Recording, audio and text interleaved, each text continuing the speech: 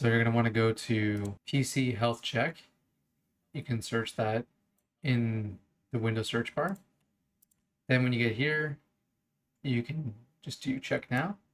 For me, my CPU is kind of old, so I do not have, I'm not eligible for the Windows 11. The next thing you can do is you can go to check for updates. And I think this is where I signed up, somewhere here. It's not here anymore because I already did it yesterday, but somewhere here it was like enroll for extended security updates or something like that. And yeah, basically it'll give you an extra year of Windows 10 updates, at least the security ones, for no extra charge. I think the no extra charge is as long as you're not eligible to go to Windows 11.